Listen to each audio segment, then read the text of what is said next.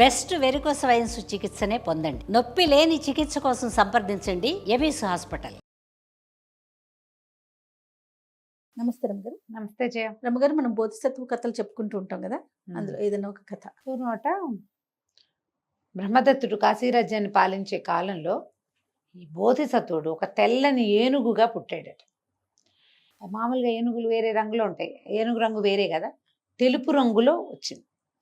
దీనికి ఒక దంతం కాకుండా ఆ దంతాల జంట వెనకాల నుంచి ఇంకో దంతపు జంట కూడా వచ్చిందట. దైవాంశ సంభూతంగా భావించేవారు. ఐరావతంతో సమానంగా ఉండేది. అపూర్వమైన శక్తులు ఉన్నాయి ఆ ఏనుక్కని నమ్మేవారు. అది ఎవరి మీద ముట్టుకునేది అది కాదు, ఎవరినైనా ముట్టుకుంటే వాళ్ళకి కలిసి వస్తుంది, అడిగితే ముట్టుకోవటం కాదు. అట్లా ఒక ప్రత్యేకమైన పద్ధతి ఉండేది. ఒక మావటి వాడి దగ్గర ఉండేది. ఉంటే వాడు చాలా బాగా దాన్ని ట్రైనప్ చేశాడు. అప్పుడు ఈ మామూలుగా ఒక రాజుగారు పట్టాభిషేకం చేసుకునేటప్పుడు మంచి ఏనుగులు అట్లా సెలెక్ట్ చేసుకుంటారు, మంచి పంచకళ్యాణి అలా సెలెక్ట్ చేస్తారుగా. అప్పుడు ఈ ఏనుగుని బోధిసత్వుడు రూపంలో ఏ ఏనుగు రూపం దాల్చాడో ఆ ఏనుగుని రాజుగారికి ప్రధానమైన ఏనుగు కింద హౌదా ఎత్తటానికి సెలెక్ట్ చేసుకున్నారు. వాళ్ళ పట్టపుట ఏనుగుగా ఉండేది. పట్టపేట ఏనుగు అనేది ఒక ప్రత్యేకమైనది అనమాట. ఉంటే ఆ ఏనుగు ఎంత బాగుండేదోట. ఈయన దగ్గరకు వచ్చే నాటికి ఇంకా మెల్లిగా పోషణ, రాజుగారి పోషణలోని ఇంకా పెరిగి ఇంకా అద్భుతంగా కనపడేది. అయితే రాజుగారు రాజు అయ్యాక ఆ పట్టాభిషేకం తర్వాత పెద్ద ఊరేగింపు చేశారు. ఊరేగింపు చేస్తే రాజుగారితో వెనకాల ఈ ఏనుగులన్నీ నడిచొచ్చాయి. ఆయన రథం మీద వెళ్తుంటే ఆ వెనకాల నడిచొస్తున్న ఏనుగుల్లో ఉన్నటువంటి బోధిసత్వుడు ఏనుగును చూసి జనమంతా ఓహో అన్నారట. రాజును వదిలేసి ఏనుగును చూశారు అందరూ. మెచ్చుకున్నారోట. ఏ సందర్భం వచ్చినా మన ఏనుగు, మన పట్టపట ఏనుగు అని దాని గురించే మాట్లాడేవారు. కొన్నాళ్ళకి రాజుగారు స్థిరపడ్డాక ఆయనకి ఏమనిపించేది, ఏమిటి రాజయ్యని నాకే గొప్పతనం లేదు, గొప్పతనం అంతా ఏనుగుంది.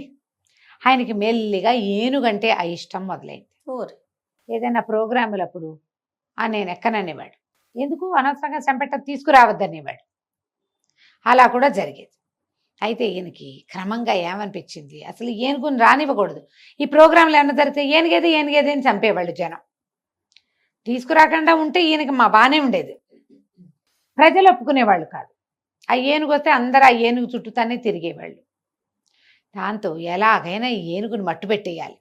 ఎట్లా ఏనుగుని ఎట్లా చంపాలి, అంత జంతువుని? సరే బాగా ఆలోచించి మావిటి వాడిని కేకేసేట. ఏమో ఈ ఏనుగు సంగతి ఏమిటి అన్నది. చాలా గొప్ప శిక్షణలో ఉంది ప్రభు ఏనుగు, మనవాడు మామూలు వాడు కాదు, గొప్ప శిక్షణ కలిగిన ఏనుగు. రాజు బాగా ఆలోచించి, అయితే సరే అంత శిక్షణ ఉందన్నావు కదా, కొండ ఎక్కగలదా ఏనుగు అని అడిగాడు. మహత్తరంగా ఎక్కుతుంది ప్రభు, కొండ ఏమిటి ఎక్కడికైనా ఎక్కేస్తుంది అన్నాడు. సరే కొండ ఎక్కించు, కొండ శిఖరం మీద కంటే ఏనుగునెక్కి మావటివాడు ఏనుగుని ప్రేరేపించి బాబా పైకి వెళ్దాం పద అంటే ఏనుగు నడవటం మొదలుపెట్టింది. ఏనుగు వెనకాలే మొత్తం రాజుగారి పరివారం కొంతమంది పోయారు. రాజుగారు కూడా వెళ్ళాడు.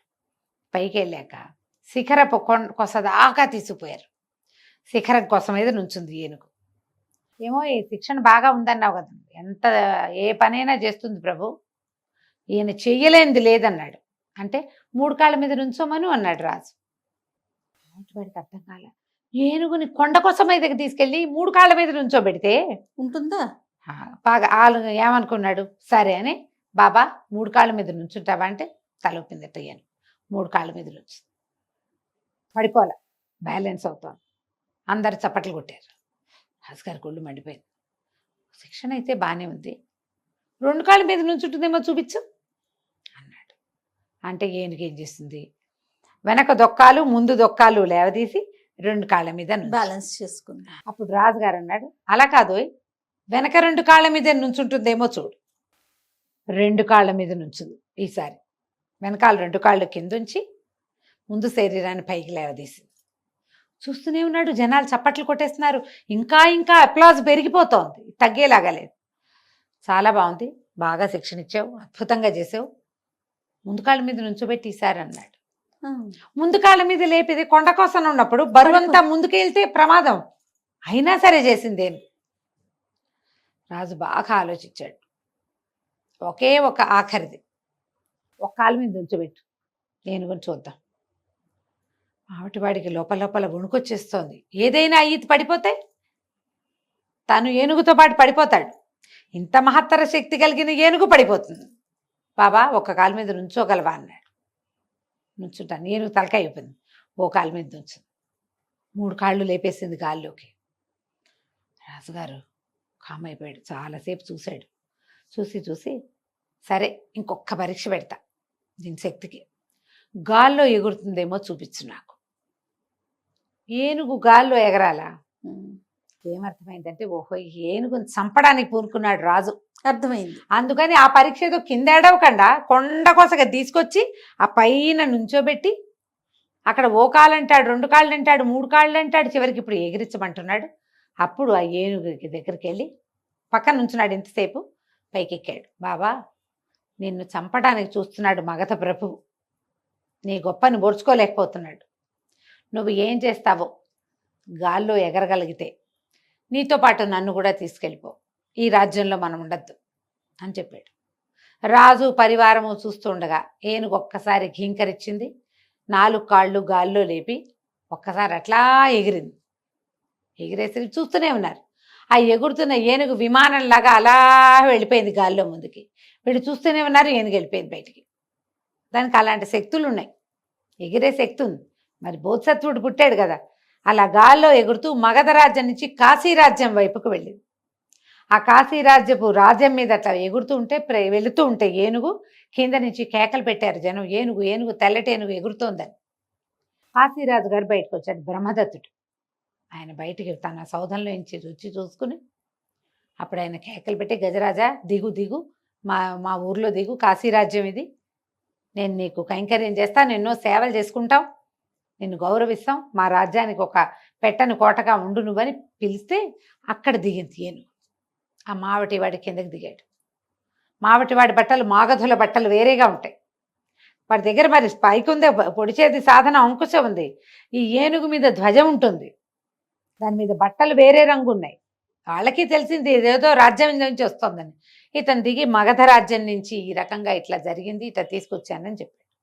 చెప్పేసరికల్లా ఆయన ఏం చేశాడు, వెంటనే పువ్వుల మాలలు తెప్పించి ఏనుగుకి ఆహారం, చెరుగడలు, బెల్లము అవి తెప్పించి అన్నీ తినబెట్టి ఆ పైనున్న ధ్వజాన్ని ఊడదీసి దాన్ని ఏనుగు చూస్తుండగానే బురదలో తొక్కిచ్చాడట.